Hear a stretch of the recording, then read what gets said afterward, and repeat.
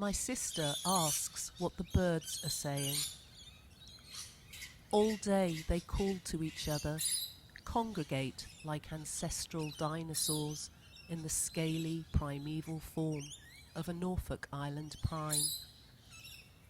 You watch and listen, try to unpick their cries within the bird's nest tangle of your brain.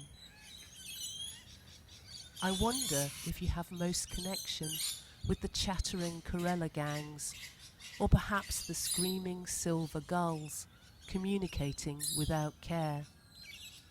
Even the elegant black and white ibis, curved beaks probing remnant thoughts. If you could remember my answer, I would like to think of you forever as a sonorous bellbird, soaring free and high, ringing out your old song in a clear, untroubled sky.